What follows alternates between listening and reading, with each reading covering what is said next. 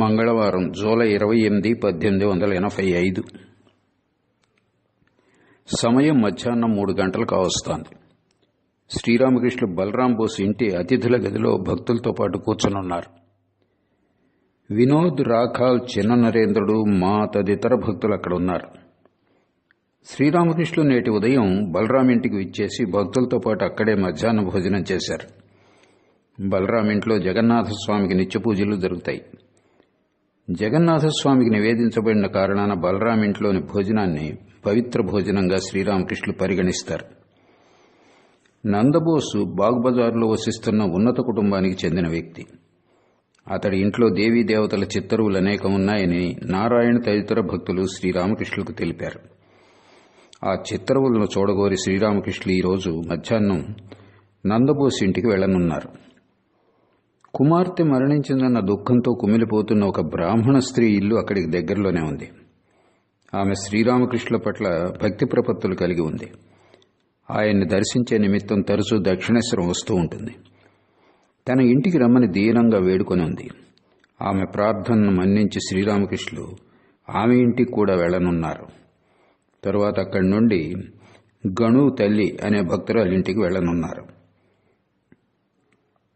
ఒకనొక సందర్భంలో చిన్న నరేంద్రుడు శ్రీరామకృష్ణులతో, నాకు చాలా పనులున్నాయి, పరీక్షలకు తయారు కావాల్సి ఉంది, అందువల్ల నేను తరచూ మీ వద్దకు రాలేను అన్నాడు. అందుకు శ్రీరామకృష్ణులు చిన్న నరేంద్రుడితో, ఇవాళ నిన్ను నేను పిలిపించలేదే అన్నారు. చిన్న నరేంద్రుడు నవ్వుతూ, అది నిజమే, అయితే దాని గురించి ఇప్పుడు చేసేదేముంది అన్నాడు. శ్రీరామకృష్ణులు, సరే నాయన, నేను నీ చదువుల్లో జోక్యం చేసుకోను, నీకు తీరికున్నప్పుడే నా వద్దకు రావచ్చు అన్నారు. శ్రీరామకృష్ణులు తమ మనస్సు గాయపడిన ధోరణిలో ఈ మాటలు అన్నారు. శ్రీరామకృష్ణులు నందబోస్ ఇంటికి వెళ్ళడానికి సిద్ధమయ్యారు. ఆయన కోసం ఒక పల్లకీ రప్పించారు. భగవన్నామం ఉచ్చరిస్తూ ఆయన పల్లకీ ఎక్కారు. నల్ల పాలిష్ చెప్పులు తొడుక్కొని ఎర్రంచు పంచె ధరించి ఉన్నారు. ఉత్తరీయం లేదు. ఆయన పల్లకీలో కూర్చున్నాక మా ఆయన చెప్పులను తీసి ప్రక్కన పెట్టాడు. తాను కూడా పల్లకీ వెంబడే నడవసాగాడు. ఇంతలో పరేష్ కూడా వచ్చి వారిని కలుసుకున్నాడు. పల్లకీ నందబోస్ ఇంటి ద్వారం దాటి విశాలమైన ఖాళీ స్థలం మీదుగా వెళ్లి ఇంటి ముంగిట ఆగింది. ఇంటి యజమాని కుటుంబంతో సహా వచ్చి శ్రీరామకృష్ణులకు మ్రొక్కాడు. శ్రీరామకృష్ణులు మాతో చెప్పులు అందించమని చెప్పి పల్లకీ నుండి దిగారు. పిదప అందరూ కలిసి మేడపైనున్న పెద్ద హాల్లోకి వెళ్లారు. ఆ హాల్లో 4 గోళ్లకు దేవీ దేవతల చిత్రపటాలు వేలాడుతున్నాయి. ఇంటి యజమాని నందబోసు, అతడి తమ్ముడు పశుపతి వచ్చి శ్రీరామకృష్ణులతో మాట్లాడసాగారు. ఇంతలో భక్తులు కూడా అక్కడికి వచ్చారు. వారితో పాటు గిరీష్ సోదరుడు అతుల్ కూడా వచ్చాడు. ప్రసన్నుని తండ్రి నందబోసు ఇంటికి తరచూ వస్తూ ఉంటాడు. ఆయన కూడా అప్పుడు అక్కడే ఉన్నాడు. ప్రసన్నుడు శ్రీరామకృష్ణుల పట్ల భక్తి ప్రపత్తులున్నవాడు.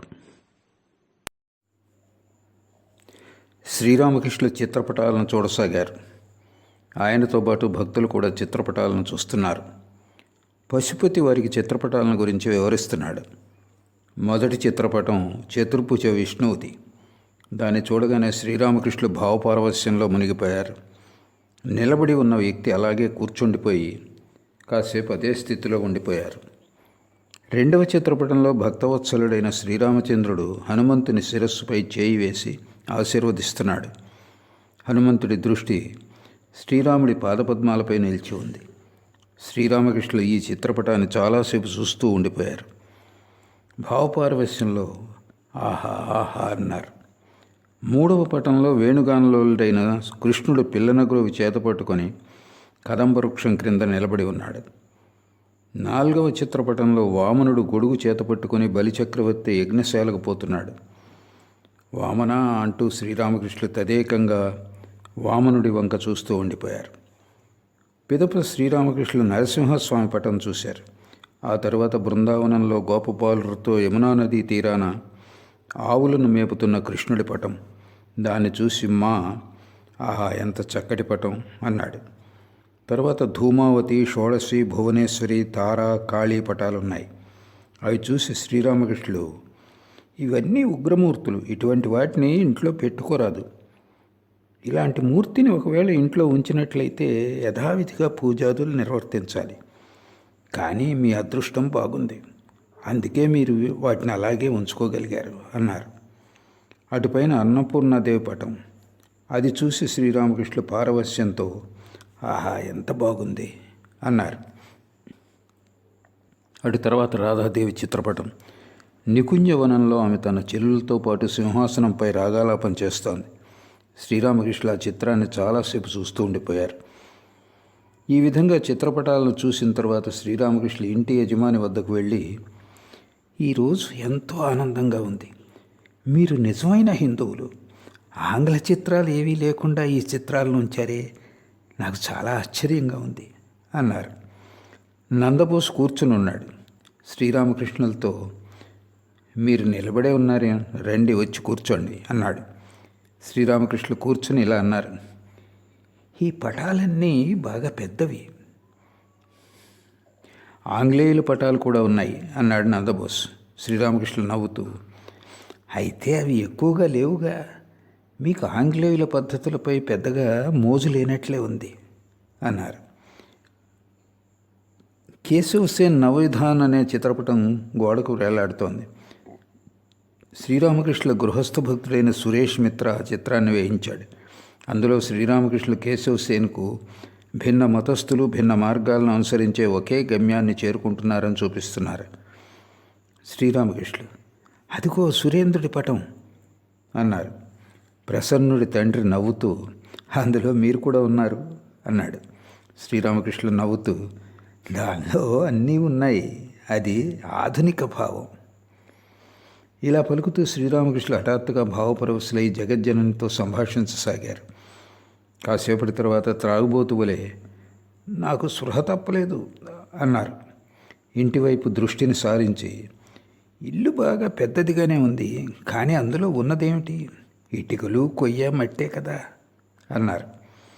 కొంతసేపు అయిన తర్వాత దేవీ దేవతల చిత్రపటాలను అన్నింటినీ చూశాక, నాకు ఎంతో ఆనందంగా ఉంది అని పలికి ఇలా కొనసాగించారు. అయితే కాళీ తార వంటి ఉగ్రమూర్తుల చిత్రాలు పెట్టుకోవటం మంచిది కాదు. అలా పెట్టుకున్నట్లయితే నిత్య పూజలు చేస్తూ ఉండాలి. పశుపతి నవ్వుతూ, తల్లి ఇలా ఎన్ని రోజులు నడిపిస్తే అన్ని రోజులు జరుగుతాయిలేండి అన్నాడు. అందుకు శ్రీరామకృష్ణులు, ఆ మాట నిజమే, కానీ భగవంతుడి పట్ల మనస్సు నిలపటం మంచిది, ఆయన్ను మర్చిపోవటం మంచిది కాదు అన్నారు. ఎక్కడిది, భగవంతుడి వైపు మా మనస్సు నిలిస్తే కదా అన్నాడు నందబోస్.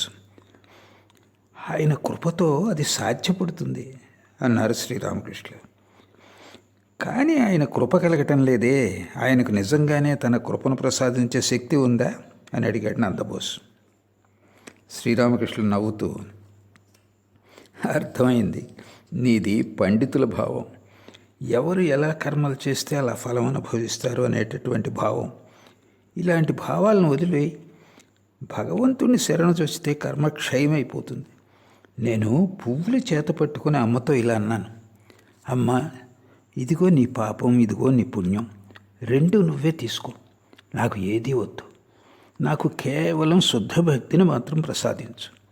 అమ్మ ఇదిగో నీ మంచి, ఇదిగో నీ చెడు, రెండు నువ్వే తీసుకో, నాకు మంచి చెడులు ఏవీ వద్దు, నాకు కేవలం శుద్ధ భక్తిని మాత్రం ప్రసాదించు. ఇదిగో నీ ధర్మం, ఇదిగో నీ అధర్మం, రెండు నువ్వే తీసుకో, నాకు ధర్మాధర్మాలు ఏవి వద్దు. అమ్మా ఇదిగో నీ జ్ఞానం, ఇదిగో నీ అజ్ఞానం, రెండు నువ్వే తీసుకో, నాకు జ్ఞానాజ్ఞానాలు ఏవి వద్దు, నాకు కేవలం శుద్ధ భక్తిని మాత్రమే ప్రసాదించు. అమ్మా ఇదిగో శుచి, ఇదిగో నీ అశుచి, రెండు నువ్వే తీసుకో, నాకు కేవలం శుద్ధ భక్తిని మాత్రమే ప్రసాదించు. భగవంతుడు శాసనాన్ని ఉల్లంఘించగలడా అని అడిగాడు నందబోస్. అదేమిటి, నువ్వు అలా అడుగుతావేమిటి, ఆయన భగవంతుడు, ఆయనకంతా సాధ్యమే, శాసనాన్ని ఏర్పరిచిన వాడు కావాలంటే దాన్ని మార్చనుగలడు అన్నారు శ్రీరామకృష్ణుడు. కానీ నువ్వు అలా మాట్లాడవచ్చు, ఎందుకంటే నీకు భోగాలను అనుభవించాలన్న కోరిక ఉంది, అందుకే అలా మాట్లాడుతున్నావు. భోగాలను అనుభవింపందే చైతన్యం జాగృతం అవదని కొందరి అభిప్రాయం. కానీ అనుభవించడానికంటూ ఏముందని, కామినీ కాంచనాల సుఖం అనేది ఇప్పుడు ఉంటుంది, మరుక్షణంలో కనుమరుగైపోతుంది. అది కేవలం క్షణభంగురం మాత్రమే. పైగా కామినీ కాంచనాల్లో ఏముంది? రేగి పండుల తోలు విత్తనం మాత్రమే. తింటే ఆమ్లసోల చేస్తుంది, లేకుంటే అదేమైనా తీపి వస్తువు లాంటిది. ఒకసారి మింగగానే ఇక ఏమీ మిగలదు. నందబోస్ కాసేపు మౌనంగా ఉండిపోయాడు. తర్వాత ఇలా అన్నాడు, జనం అలాగే అంటారనుకోండి, కానీ భగవంతుడు పక్షపాతం ఉన్నవాడా? అంతా ఆయన కృప ద్వారానే జరుగుతున్నట్లయితే మరి ఆయన పక్షపాతి అవ్వవలసిందే కదా. అందుకు శ్రీరామకృష్ణులు, కానీ స్వయంగా భగవంతుడే సర్వము అయి ఒప్పారుతున్నాడు, జీవజగత్తులుగా విరాజిల్లుతున్నాడు. పూర్ణ జ్ఞానం సిద్ధించినప్పుడు ఆ బోధ కలుగుతుంది. భగవంతుడు మనస్సు, బుద్ధి, దేహం మొదలైన 24 తత్వాలుగా అయి ఉన్నాడు. మరి అలాంటప్పుడు ఆయన ఎవరి పట్ల పక్షపాతం వహించగలడు? భగవంతుడు నానా రూపాలను ఎందుకు ధరించాడు? ఒక చోట జ్ఞానిగాను మరో చోట అజ్ఞానిగాను ఎందుకున్నాడు అని అడిగాడు నందబోస్. అదంతా ఆయన ఇష్టం అన్నారు శ్రీరామకృష్ణులు. అతుల్ ఈ విషయం గురించి కేదారబాబు చాలా చక్కగా చెప్పాడు. భగవంతుడు లోకాన్ని ఎందుకు సృష్టించాడని ఎవరో అడగ్గా అందుకతడు, ఏ సమావేశంలోనైతే భగవంతుడు సృష్టి చేయాలని యోచన చేశాడో ఆ సమావేశానికి నేను హాజరు కాలేదన్నాడు అని చెప్పాడు. అందరూ నవ్వారు. శ్రీరామకృష్ణులు, అదంతా ఆయన ఇష్టం ఇలా పలికి శ్రీరామకృష్ణులు ఈ పాట పాడారు. సకలము నీ తలపే జరిగింతువు అటువలెనే, నీ పనులను నీ వనరుపతా చేసితిమని తలతురు. సకలము నీ తలపే జరిగింతువు అటువలెనే, నీ పనులను నీ వనరుపతా చేసితిమని తలతురు. పంకమందు కూరునట్లు భద్రగజము బంధింతువు, కుంటివాని దూకింతువు కొండలపై పైకి కూడా. సకలము నీ తలపే జరిగింతువు. కూలద్రోతువీ ఒకరిని ఘోర భవాఘాతమందు, ఎక్కింతువు వేరొకరిని ఎనలేని బ్రహ్మపదము. సకలము నీ తలపే జరిగింతువు. నే యంత్రము నీవు యంత్రివి, నే గృహమును నీవు గృహిణి, నే రథమును నీవు రథివి, ఎటు నడపెదో అటు నడుతును. సకలము నీ తలపే జరిగింతువు అటువలెనే, నీ పనులను నీ వనరుపతా చేసితిమని తలతురు. సకలము నీ తలపే. పాట పాడి శ్రీరామకృష్ణుల సంభాషణను కొనసాగించారు. ఆమె అనంతమయ్యి సృష్టి స్థితి లయాలనే లీలలను నిర్వహిస్తోంది. జీవుల అసంఖ్యాకం. వారిలో ఏ ఒకరో లేక ఇద్దరో మాత్రమే ముక్తులవుతున్నారు. ఆమె ఎంతగానో సంబరపడిపోతుంది. లక్షలోన ఏదో ఒకటి తెంచుకొనుచు ఎగిరిపోవు, దాని చూచి నవ్వు కొనుచు చప్పట్లను చెరతువీవు. లక్షలోన ఏదో ఒకటి తెంచుకొనుచు ఎగిరిపోవు. అమ్మా, అది చూసి నువ్వు చప్పట్లు చరుస్తూ నవ్వుతావు. కొందరు సంసారంలో బద్ధులవుతున్నారు, మరికొందరు ముక్తులవుతున్నారు. ఎన్నెన్ని పడవలు ఎగుడు దిగుడు కలిగి భవసాగరంబుపై పయనించుచుండిన పడవలవి ఎన్ని, ఆ సాగరము లోతులందున మునిగిపోవు.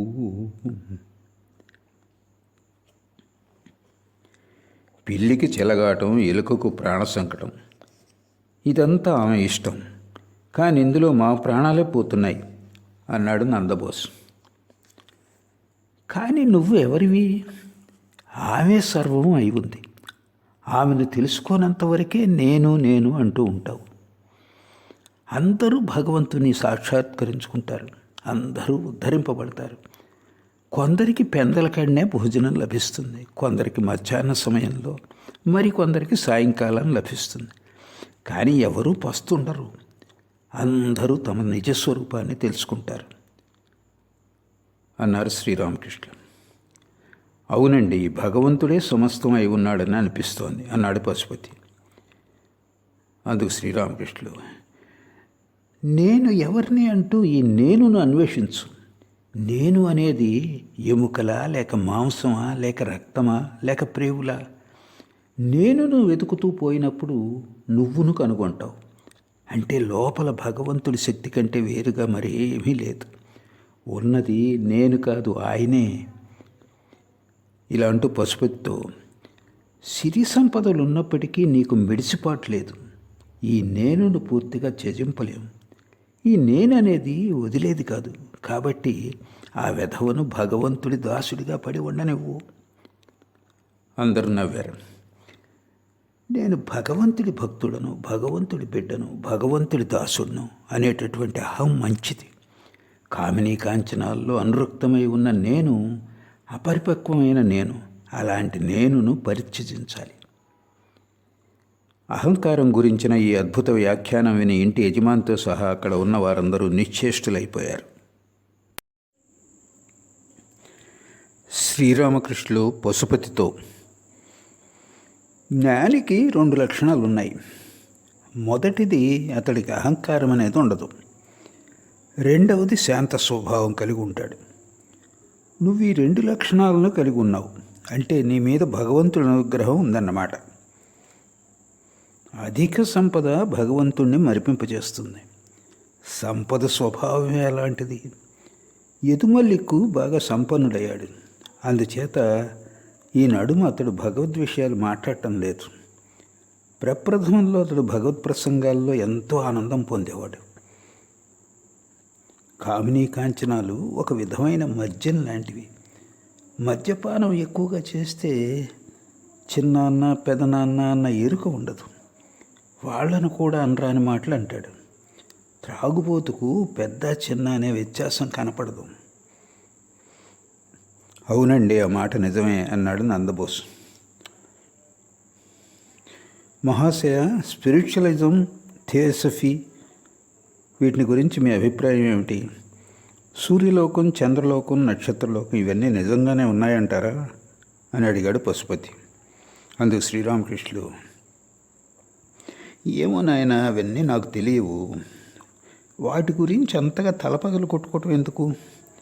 మామిడి తోటకు మామిడి పళ్ళు తినడానికి వచ్చావు, అంతేగాని తోటలో ఎన్ని మామిడి చెట్లు ఉన్నాయి, ఎన్ని లక్షల కొమ్మలు ఉన్నాయి, ఎన్ని కోట్ల ఆకులు ఉన్నాయంటూ లెక్కించడం వల్ల ప్రయోజనం ఏమిటి? నేను తోటకు మామిడి పళ్ళను తినటానికి వచ్చాను, పళ్ళు తినిపోతాను. అయితే చైతన్యం కనుక ఒకసారి జాగృతమైనట్లయితే, భగవంతుడిని ఒకసారి తెలుసుకోగలిగినట్లయితే, మరి అటువంటి నిరర్థక విషయాలను తెలుసుకోవాలన్న ఇచ్ఛ జనించదు. సన్నిపాత రోగి అసందర్భంగా వాగుతూ ఉంటాడు. నేను 5 సేర్లు అన్నం తింటాను, పీపా నీళ్లు తాగుతాను అంటుంటాడు. వైద్యుడు ఇవన్నీ వింటూ అలాగే అలాగే తిందువులే అంటుంటాడు. ఇలా పలుకుతాడు. అతడు పొగాకు సేవిస్తూ ఉంటాడు. కానీ సన్నిపాతం తొలగిపోయిన తర్వాత రోగి మాట్లాడే మాటలను అతడు లక్ష్య పెడతాడు. బహుశా మా సన్నిపాతం చిరకాలం ఉంటుందేమో అన్నాడు పశుపతి. అలా ఎందుకు అనుకోవాలి? భగవంతుడిపై మనస్సు నిలుపు, చైతన్యం జాగృతం అవుతుంది అన్నారు శ్రీరామకృష్ణ. అందుకు పశుపతి నవ్వుతూ, భగవంతుడితోటి మా సంబంధం క్షణికమైనది. పొగాకు సేవించడం ఎంతసేపు ఉంటుందో అంతసేపు మాత్రమే అన్నాడు. అందరూ నవ్వారు. అలా ఉంటే ఉండవచ్చుగాక, భగవంతుడితో సంబంధం క్షణకాలం ఉన్నా సరే అదే ముక్తిని కలగజేస్తుంది. అహల్య శ్రీరాముడితో ఇలా అంది, ప్రభో, నేను పంది కడుపున పుట్టినా సరే, లేకుంటే మరే ప్రాణిగా పుట్టినా సరే, నీ పాదపద్మాల పట్ల మనస్సు నిలిచేటట్లు, నీ పట్ల శుద్ధభక్తి కలిగేట్లు నన్ను అనుగ్రహించు. నారదుడు రాముడితో, ఓ రామా, నేను నీ నుండి మరే వరము కోరుకోను. నాకు శుద్ధ భక్తిని ప్రసాదించు. నీ భువనమోహన మాయలో నేను పడిపోకుండా ఉండేటట్లు నన్ను ఆశీర్వదించు అన్నాడు. భగవంతుణ్ణి హృదయాంతరాళాల నుండి ప్రార్థించినట్లయితే ఆయన పట్ల మనస్సు నిలుస్తుంది. ఆయన పాదపద్మాల పట్ల శుద్ధ భక్తి కలుగుతుంది. మా సన్నిపాతం పోయేదెలా, మరి మా గతి ఏమేట్టు, మేము పాపులం, ఇలాంటి భావాలను వదిలిపెట్టండి ఇలాంటూ నందబోస్తో, దానికి బదులుగా ఏమిటి, నేను ఒకసారి రామనామాన్ని ఉచ్చరించాను, మరి నాకు పాపం ఎక్కడిది అనేటటువంటి ప్రగాఢ విశ్వాసం కావాలి. పరలోకం అనేది ఉందా, పాపాలకు శిక్ష ఉందా అని అడిగాడు నందబోసు. నువ్వు మామిడి పళ్ళు తినవయ్యా బాబు, పరలోకం ఉందా లేదా, దీని తర్వాత ఏమవుతుంది, ఇలాంటి విషయాలను లెక్కించడం వల్ల ఏమిటి ప్రయోజనం? మామిడి పళ్ళని తిను. కావలసింది మామిడి పళ్ళు, కావలసింది భగవంతుడి పట్ల భక్తి. కానీ మామిడి చెట్టు ఎక్కడుంది, మామిడి పళ్ళు ఎక్కడ లభిస్తాయి అని అడిగాడు నందబోసు. చెట్ట, భగవంతుడు అనాది అనంత బ్రహ్మం, ఆయన ఉండనే ఉన్నాడు, ఆయన నిత్యుడు. కానీ ఒక్క విషయం, భగవంతుడు కల్పతరువు. రావే మనసా షికారు పోదము కాళీ కల్పద్రుమంబునకు, ప్రోగు చేయుమా చెట్టు క్రిందను 4 పురుషార్థంబులను.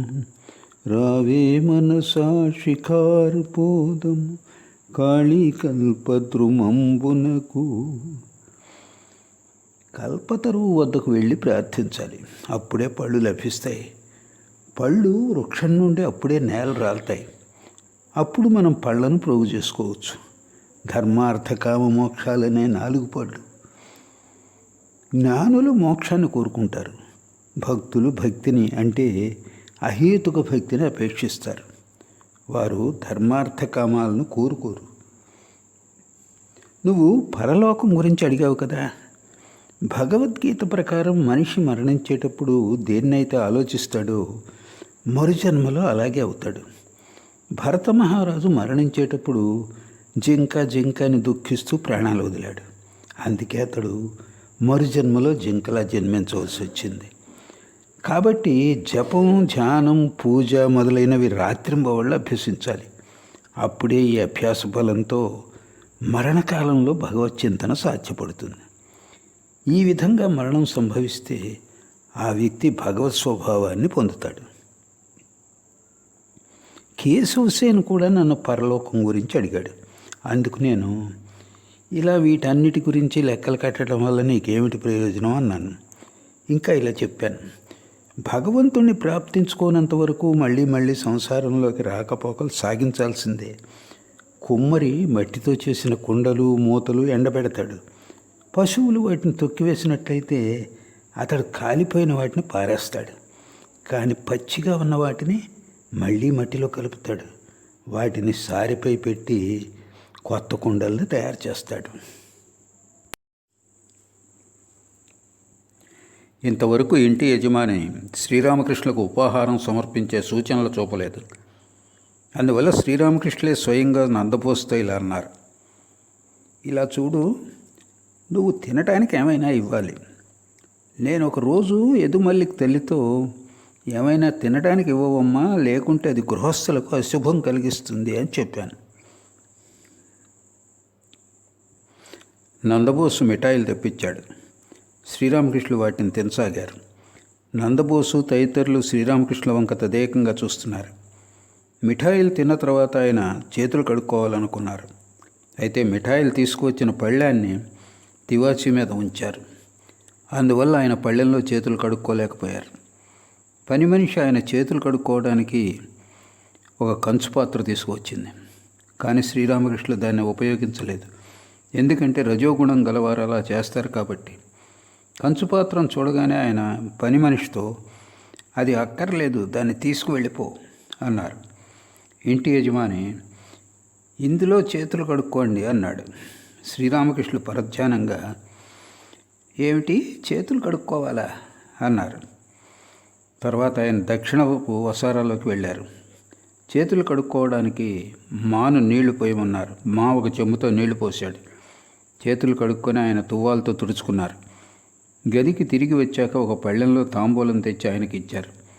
కానీ ఆ పళ్ళెం నుండి ముందుగానే కొందరు అతిథులు తాంబూలాలు తీసుకున్నందున ఆయన వాటిని స్వీకరించలేకపోయారు. నందబోసు శ్రీరామకృష్ణులతో, మిమ్మల్ని ఒక మాట అడగాలి అన్నాడు. అది శ్రీరామకృష్ణ నవ్వుతూ, ఏమిటది అన్నారు. మీరు తాంబూలం స్వీకరించలేదు ఎందుకని? అంతా బాగానే ఉంది, కానీ అదొక్కటే లోపంగా కానవస్తోంది అన్నాడు నందబోసు. అందుకు శ్రీరామకృష్ణులు, ఇష్టదేవతకు సమర్పించి స్వీకరించడం నా అలవాటు అన్నారు. మీరు దాన్ని ఎలా తీసుకున్నా చివరకు ఇష్టదేవతకు చేరేదే కదా అన్నాడు నందబోసు. జ్ఞాన మార్గం అని ఒకటి ఉంది, భక్తి మార్గం అని మరొకటి ఉంది. జ్ఞానులు బ్రహ్మజ్ఞానం ఆపాదించుకొని అన్ని వస్తువులను స్వీకరించగలరు. భక్తి మార్గంలో కొద్దిగా భేదబుద్ధి ఉంటుంది. అయినా మీరు చేసింది సముచితమని నేను భావించను అన్నాడు నందబోసు. అందుకు శ్రీరామకృష్ణ నవ్వుతూ, నా భావం అలాంటిది సుమా. అయితే నువ్వు చెప్పేది కూడా నిజమే, శాస్త్రాల్లో అది కూడా చెప్పబడింది. పిదప శ్రీరామకృష్ణులు ఇంటి యజమాని ముఖస్థుతి పరుల నుండి జాగ్రత్తగా ఉండమని హెచ్చరించారు. మరో ముఖ్య విషయం, ముఖస్థుతి పరుల నుండి జాగ్రత్తగా ఉండు. వారు తమ స్వార్థం కోసం అటు ఇటు తిరుగుతుంటారు. ఇలాంటి ప్రసన్నుడి తండ్రితో, మీరు ఉండటం లేదా, ఇక్కడేనా అని అడిగారు. ప్రసన్నుడి తండ్రి, లేదండి, మా ఇల్లు ఇక్కడికి సమీపంలోనే ఉంది, కాస్త పొగ త్రాగుతారా అని అడిగాడు. శ్రీరామకృష్ణులు ఎంతో వినయంతో, వద్దండి, మీరే త్రాగండి, నాకు ఇప్పుడు పొగ త్రాగాలని లేదు అన్నారు. నందబోసు ఇల్లు చాలా పెద్దది. శ్రీరామకృష్ణులు అతడితో, యదుమల్లికి ఇల్లు ఇంత పెద్దది కాదు, అదే సంగతి ఆనాడు నేను అతడితో చెప్పాను అన్నారు. ఆయన జోరాసాంకోలో కొత్త ఇల్లు ఒకటి కట్టించాడండి అన్నాడు నందబోసు. శ్రీరామకృష్ణులు నందబోసును ఉత్సాహపరుస్తూ ఇలా అంటున్నారు. నువ్వు సంసారంలో ఉంటూనే భగవంతునిపై మనస్సును లగ్నం చేశావు. ఇదేమైనా సామాన్య విషయమా? సంసారం త్యజించిన వారు భగవంతుణ్ణి ఎలాగైనా సరే ప్రార్థించి తీరుతారు. అందులో ఘనత ఏముంది? సంసారంలో ఉంటూనే భగవంతుణ్ణి ప్రార్థించేవాడు నిజంగానే ధన్యుడు సుమా. అలాంటి వ్యక్తి 20 మణుగులు బరువు ఉన్న రాయిని తొలగించాక వస్తువును పొందే వ్యక్తి లాంటివాడు. ఏదో ఒక భావాన్ని ఆశ్రయించి భగవంతుణ్ణి ప్రార్థించాలి. హనుమంతుడిది జ్ఞాన భక్తి, నారదుడిది శుద్ధ భక్తి. శ్రీరాముడు హనుమంతుడితో, హనుమా, నువ్వు నన్ను ఏ భావంతో ఆరాధిస్తావు అని అడిగాడు. అందుకు హనుమంతుడు ఇలా సమాధానం ఇచ్చాడు. ఒక్కోసారి నిన్ను పూర్ణుడుగాను నన్ను అంశగాను గాంచుతాను, ఒక్కోసారి నిన్ను ప్రభువుగాను నన్ను దాసుడిగాను చూస్తాను. కానీ ఓ రామా, తత్వజ్ఞానం కలిగినప్పుడు మాత్రం నువ్వే నేను, నేనే నువ్వుగా కాంచుతాను అన్నాడు. శ్రీరాముడు నారదుడిని ఏదైనా వరం కోరుకోమన్నాడు. అందుకు నారదుడు, ఓ రామా, నీ పాదపద్మాల పట్ల శుద్ధ భక్తి కలిగేలా, నీ భువనమోహన మాయలు సన్మోహితుడిని అవ్వకుండేలా నాకు వరం ప్రసాదించు అన్నాడు. శ్రీరామకృష్ణులు బయలుదేరనున్నారు. నందబోసుతో ఇలా అన్నారు. భగవద్గీత ప్రకారం పలువురి చేత గౌరవింపబడుతూ పూజింపబడే వ్యక్తిలో భగవంతుడి విశేష శక్తి ఉంటుంది. నీలో భగవంతుడి శక్తి ఉంది. శక్తి మానవులందరిలోనూ సమానంగా ఉంది అన్నాడు నందబోసు. శ్రీరామకృష్ణులు తీక్షణంగా, మీతో వచ్చిన చిక్కే ఇది. అందరికీ శక్తి సమానంగా ఉంటుందా ఏమిటి? విభువు రూపంలో భగవంతుడు సర్వభూతాల్లో ఒకటిగానే విరాజిల్లుతున్నాడన్నది నిజమే. కానీ ఆయన శక్తి అభివ్యక్తీకరణలో తారతమ్యాలున్నాయి. విద్యాసాగర్ కూడా నాతో ఇదే మాట అన్నాడు. భగవంతుడు కొందరికి ఎక్కువ శక్తిని, కొందరికి తక్కువ శక్తిని ప్రసాదించాడా ఏమిటి అని అడిగాడు. అందుకు నేను ఇలా జవాబిచ్చాను. శక్తి అభివ్యక్తీకరణలో తారతమ్యాలు లేనట్లయితే మేమందరం మిమ్మల్ని చూడటానికి ఎందుకు వచ్చాం? మీ తలపైన 2 కొమ్ములు మొలిచాయా ఏమిటి? శ్రీరామకృష్ణులు లేచి నిలబడ్డారు. భక్తులు కూడా ఆయనతో పాటు లేచారు. పశుపతి ఇంటి ద్వారం దాకా వచ్చి వారిని సాగనంపాడు. శ్రీరామకృష్ణులు బాగ్ బజార్ బ్రాహ్మణ స్త్రీ ఇంటికి రానున్నారు. ఏకైక కుమార్తె పోయిందన్న బాధతో దుఃఖిస్తున్న బ్రాహ్మణ వితంతు ఆమె. ఇటుకలతో కట్టబడిన పాత ఇల్లు. ఇంట్లోకి వెళ్ళేటప్పుడు ఎడమవైపున ఆవుల కొట్టం ఉంది. భక్తులు మేడ మీద కూర్చోవటానికి అనువుగా ఏర్పాట్లు చేశారు. పలువురు మేడపైన బారులు తీరి నిలబడ్డారు. మరికొందరు కూర్చునున్నారు. శ్రీరామకృష్ణ దర్శనానికై వారందరూ ఆతురతతో ఎదురు చూస్తున్నారు. బ్రాహ్మణికి ఒక చెల్లెలు ఉంది. అక్కా చెల్లెళ్ళిద్దరూ వితంతువులే. ఇదే ఇంట్లో వారి అన్నదమ్ములు కూడా తమ కుటుంబాలతో నివసిస్తున్నారు. రోజంతా బ్రాహ్మణి శ్రీరామకృష్ణులకు స్వాగతం పలకటానికి, ఆయనకు ఎలాంటి ఇబ్బంది కలగకుండా సముచిత మర్యాదలు చేయటానికి ఏర్పాట్లు చేయటంలో తలమునకలై ఉంది. శ్రీరామకృష్ణులు నందబోస్ ఇంట్లో ఉన్నంతసేపు ఆయన తన ఇంటికి ఎప్పుడు ఇచ్చేస్తారా అన్న ఆతురతతో ఆమె మాటిమాటికి బయటకు వచ్చి చూసింది. నందబోస్ ఇంటి నుండి ఆమె ఇంటికి వస్తానని శ్రీరామకృష్ణులు ఆమెకు మాట ఇచ్చారు. అయితే ఆలస్యం అయిపోయింది కదా, మరి ఆయన రారేమో అన్న తలంపుతో బ్రాహ్మణి కలత చెంది తానే స్వయంగా అక్కడికి వెళ్ళింది. ఇంతలో శ్రీరామకృష్ణులు ఇంట్లోకి వచ్చారు. భక్తులు ఆయన మేడ మీదకు తోడుకొని వెళ్ళి అక్కడ పరిచిన తివాచీపై ఆసీనులను చేశారు. మా నారాయణ్, యోగిన్, దేవేంద్ర తదితరులు ఒక చాప మీద కూర్చున్నారు. కాసేపటి తర్వాత చిన్న నరేంద్రుడు మరికొందరు భక్తులు వచ్చారు. బ్రాహ్మణి చెల్లెలు మేడపైకి వచ్చి శ్రీరామకృష్ణులకు ప్రణమిల్లింది. ఆయనతో వినమ్రంగా ఇలా అంది: మీరింకా రాకపోవటంతో కారణం తెలుసుకోవటానికి అక్కయ్య ఇప్పుడే నందబోస్ గారింటికి వెళ్ళింది. కాసేపట్లోనే తిరిగి వస్తుంది. ఇంట్లో క్రింద వాకిట్లో ఏదో అలికిడి కాగా ఆమె అదిగో అక్కయ్య వచ్చేసింది అంటూ క్రిందకు వెళ్ళింది. కానీ వచ్చింది ఆమె కాదు. శ్రీరామకృష్ణులు దరహాసోదనులై భక్తుల నడుమ కూర్చునున్నారు. మా దేవేంద్రతో. ఆహా, ఎంత అద్భుత దృశ్యం! పిల్లలు, పెద్దలు, స్త్రీలు, పురుషులు అందరూ బారులు తీరి నిలబడి ఉన్నారు. వారు శ్రీరామకృష్ణుల దర్శనానికై ఉవ్విళ్ళూరుతున్నారు. ఆయన ఉపదేశామృతాన్ని గ్రోలాలని ఆతృత పడుతున్నారు అన్నాడు. దేవేంద్ర శ్రీరామకృష్ణులతో, అయ్యా, నందబోసు గారి ఇంటికంటే ఇది మంచి స్థలమని మాస్టర్ గారు అంటున్నారు. వీరు భక్తి తత్పరులు అంటున్నారు అన్నాడు. శ్రీరామకృష్ణులది విని నవ్వి ఊరుకున్నారు. ఇంతలో బ్రాహ్మణి చెల్లెలు, ఇదిగోనండి అక్కయ్య వచ్చేసింది అంటూ వచ్చింది. బ్రాహ్మణి వచ్చి శ్రీరామకృష్ణులకు ప్రణమిల్లింది. ఆనందాతిశయంతో ఆమెకు ఏం మాట్లాడాలో తోచటం లేదు. గద్గద స్వరంతో ఇలా అంది: అయ్యో, ఈ ఆనందంలో నేను చచ్చిపోతానేమో అనిపిస్తోంది. అయ్యలారా, నేనెలా బ్రతుకుతానో మీరే చెప్పండి. నా చిన్నారి చెండి సిపాయి సిబ్బందితో వచ్చేది. అప్పుడు సిపాయిలు దారికి ఇరువైపులా బారులు తీరి నిలబడి కాపలా కాసేవారు. అప్పుడు కూడా నాకింతటి ఆనందం కలగలేదంటే నమ్మండి. ఆహా, చెండి మరణించిందన్న దుఃఖం నాకిప్పుడు ఇసుమంతైనా లేదు. ఈయన బహుశా రారేమో అనుకున్నాను. అలాంటి పక్షంలో నేను ఈయన కోసం చేసిన పిండి వంటలన్నీ గంగలో పారేద్దామని నిశ్చయించుకున్నాను. ఈయనతో ఇక ఎన్నటికీ మాట్లాడకూడదు. ఎక్కడికైనా వచ్చారని తెలిస్తే దూరం నుండి దర్శించి తిరిగి వచ్చేయాలని తీర్మానించుకున్నాను. నా సంతోషం గురించి అందరికీ తెలిపి వస్తాను. నా అదృష్టం చూడమని యోగితో చెప్పి వస్తాను. బ్రాహ్మణి ఆనందం పట్టలేక మళ్ళీ ఇలా అంది: కూలీవాడు ఒకడు ₹1 లాటరీ టికెట్ కొని ₹1,00,000 బహుమతి గెలిచాడట. అతడు ఆ వార్త వినగానే ఆనందం పట్టలేక గుండె ఆగి చచ్చిపోయాడు. అవును, అతడు నిజంగానే చచ్చిపోయాడు. ప్రస్తుతం నా పరిస్థితి కూడా అలాగే ఉంది. అయ్యలారా, మీరందరూ నన్ను ఆశీర్వదించండి. లేకుంటే నేను చచ్చిపోతానో ఏమో అన్నట్లుంది. బ్రాహ్మణి పారవస్యాన్ని చూసి మా దిగ్భ్రమ చెందాడు. ఆమె పాదధూళిని స్వీకరించే నిమిత్తం ముందుకు వెళ్ళాడు. ఇదేమిటయ్యా అంటూ బ్రాహ్మణి అతడికి ప్రతి నమస్కారం చేసింది.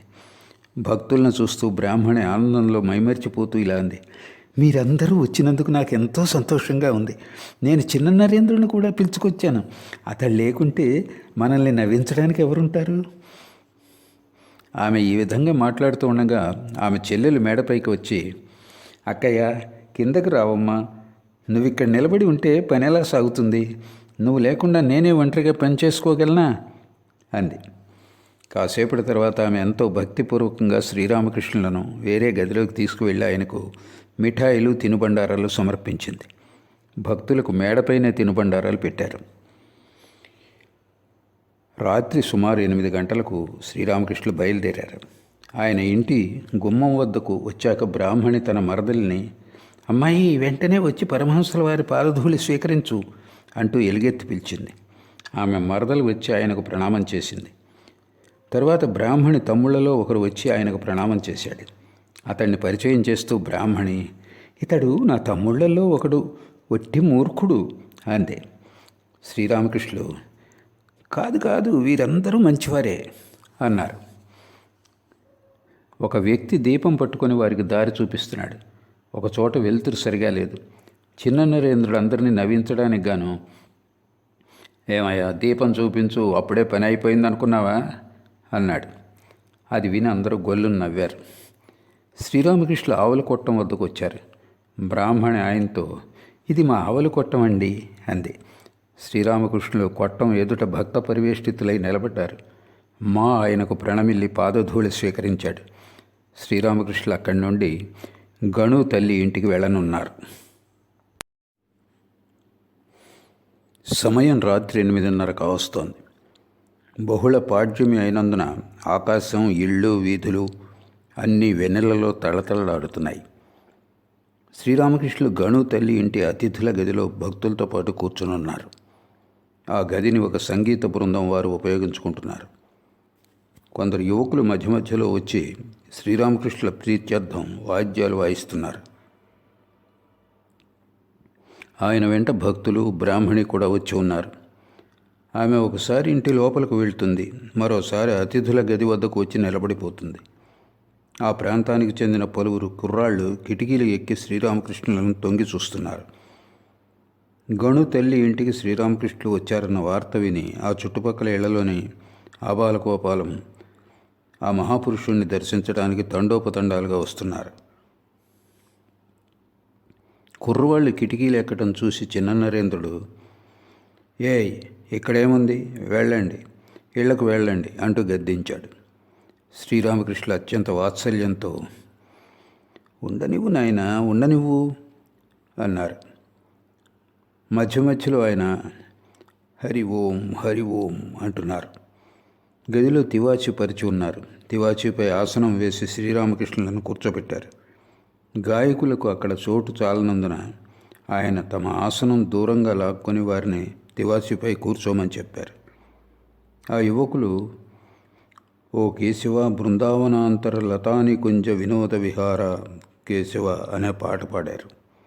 శ్రీరామకృష్ణులు, ఆహా, ఎంత చక్కని పాట, ఏమి ఆ పిడేలు వాయిద్యం, అద్భుతం అన్నారు. ఒక యువకుడు పిల్లనగ్రోవి ఊతున్నాడు. అతడితో పాటు మరో యువకుని చూపిస్తూ శ్రీరామకృష్ణులు, వీరిద్దరిది చక్కని జోడి అన్నారు. పిదప కచేరీ కొనసాగింది. శ్రీరామకృష్ణులు ఆనందభరితులై, ఆహా, ఎంత మధురం అన్నారు. ఒక యువకుని చూపుతూ, ఇతడికి అన్ని వాయిద్యాలు వాయించడం తెలిసినట్లుంది అన్నారు. ఇలా అంటూ మాతో, వీరందరూ చాలా మంచివారు అన్నారు. ఆ యువకులు పాడటం ముగించాక భక్తులతో, మీరు ఏమైనా పాడండి అని కోరారు. బ్రాహ్మణి తలుపు వద్ద నిలబడి ఉంది. ఆమె ఇలా అంది, వీరిలో ఎవరికీ పాడటం రాదు, కేవలం మహిమాబాబుకు మాత్రం తెలిసి ఉండవచ్చు, కానీ ఈయన ముందు పాడరు. ఒక యువకుడు, ఎందుకు, నేను మా నాన్నగారి ముందు పాడతానే అన్నాడు. చిన్న నరేంద్రుడు బిగ్గరగా నవ్వుతూ, ఆయన ఇంకా అంత ముందుకు పోలేదులే అన్నాడు. అందరూ నవ్వసాగారు. కాసేపటి తర్వాత బ్రాహ్మణి శ్రీరామకృష్ణులను, మీరు లోపలికి రండి అంది. ఆయన ఎందుకు అని ప్రశ్నించారు. బ్రాహ్మణి, ఉపాహారం లోపల ఏర్పాటు చేశాను, రండి. శ్రీరామకృష్ణులు, ఇక్కడే తీసుకుని రావచ్చు కదా అన్నారు. బ్రాహ్మణి, గణు తల్లి మిమ్మల్ని లోపలికి వచ్చి ఇంటిని పావనం చేయమని ప్రార్థిస్తోంది. మీ పవిత్ర పాదధూళితో ఇల్లు కాశీక్షేత్రం అయిపోతుంది. అప్పుడు ఇంట్లో మరణించినా ఎలాంటి చింత ఉండదు అంటోంది. బ్రాహ్మణి ఇంటి బాలులతో పాటు శ్రీరామకృష్ణులు ఇంటి లోపలికి వెళ్ళారు. భక్తులు బయట వెన్నెలలో పచారులు చేస్తున్నారు. మా వినోదులు ఇంటికి దక్షిణంగా ఉన్న బాటపై పచారులు చేస్తున్నారు. పరమహంసల వారి జీవితంలోని వివిధ సంఘటనలను వారు నెమరవేసుకుంటున్నారు. శ్రీరామకృష్ణ బలరాం బోస్ ఇంటికి తిరిగి వచ్చారు. అతిథుల గదికి పడమరగా ఉన్న చిన్న గదిలో విశ్రాంతి తీసుకుంటున్నారు. గణు తల్లి ఇంటి నుండి తిరిగి వచ్చేసరికి చాలా ఆలస్యమైంది. సమయం 11:15 అవుతోంది. శ్రీరామకృష్ణ యోగిన్తో, నా కాళ్ళు కాస్త మృదువుగా ఒత్తునాయనా అన్నారు. మా దగ్గరగా కూర్చునున్నారు. యోగిన్ కాళ్ళు పడుతుండగా ఉన్నట్టుండి శ్రీరామకృష్ణులు, నాకు ఆకలి వేస్తుంది, కొద్దిగా రవ్వ పాయసం తింటాను అన్నారు. బ్రాహ్మణి కూడా బలరాం ఇంటికి భక్తులతో పాటు వచ్చి ఉంది. ఆమె తమ్ముడు బాగా తబలా వాయిస్తాడు. శ్రీరామకృష్ణులు ఆమెను చూడగానే, ఈసారి నరేంద్రుడు లేక మరెవరైనా గాయకుడు వచ్చినప్పుడు ఈమె తమ్ముణ్ణి పిలవనంపితే సరిపోతుంది అన్నారు. తర్వాత ఆయన కొద్దిగా రవ్వ పాయసం సేవించారు. యోగిన్ తదితర భక్తులు క్రమంగా వెళ్ళిపోయారు. మా శ్రీరామకృష్ణుల పాదాలను శుతిమెత్తగా ఒత్తుతున్నాడు. బ్రాహ్మణి ఆమె బంధువర్గాన్ని ప్రస్తావిస్తూ శ్రీరామకృష్ణులు, ఆహా, వాళ్ళు ఎంతగా సంతోషపడ్డారు అన్నారు. మా, ఏం వింత, యేసుప్రభు కాలంలో కూడా ఇలాంటి ఘటనే జరిగింది. మార్తా, మేరీ అనే 2 సోదరీమణులు యేసుప్రభువుకు భక్తురాళ్ళుగా ఉండేవారు అన్నాడు. శ్రీరామకృష్ణులు ఆతురతతో, ఏమిటా కథ అని అడిగారు. యేసుక్రీస్తు భక్తులను వెంటబెట్టుకుని ఇదే విధంగా భక్తురాలింటికి వెళ్ళారు. వారిలో ఒక సోదరి ఆయన్ని చూడగానే భావోల్లాసంతో నిండిపోయింది. ఆ సన్నివేశం గౌరాంగుని గురించిన ఈ పాటను జ్ఞప్తికి తెస్తుంది అన్నాడు మా అని పాట పాడసాగాడు. నా ఘోర దివ్యరూప సాగరమున నా కనుగవ దిగి మునిగి మరల నాకు అగుపడవు తిరిగి వచ్చి, దిగి లోతుకు నా మది దిగిపోయెను తామరం, ఏగతి ఈదుకు బయటకు రాగలనను సంగతి మరచి.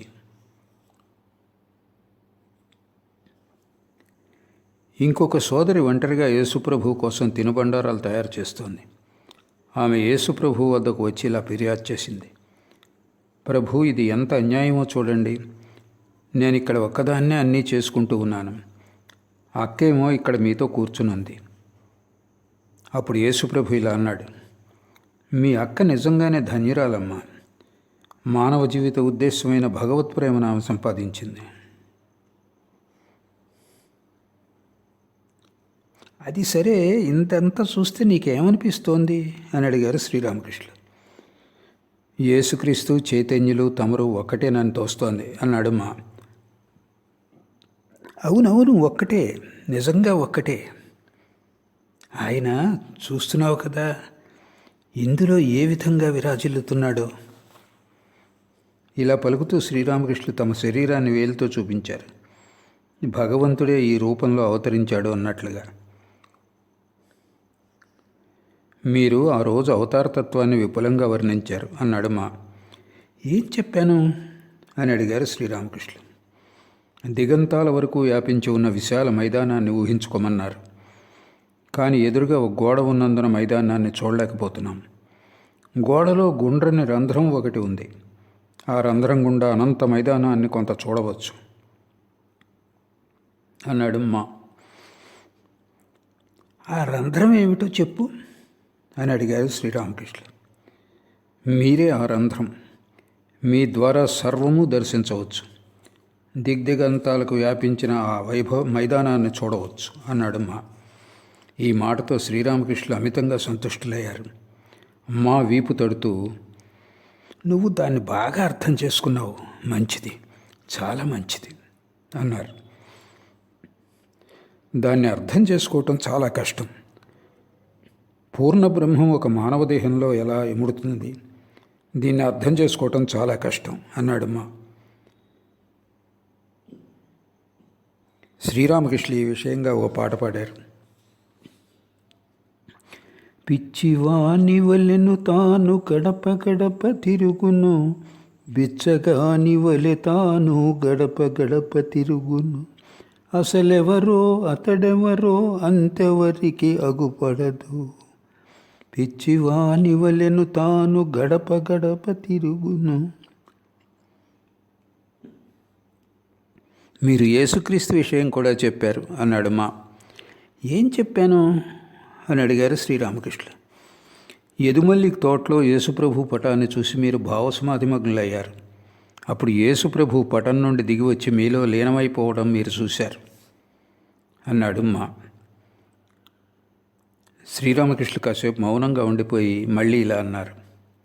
గొంతులో వ్యాధి రావటానికి అర్థం ఉంది.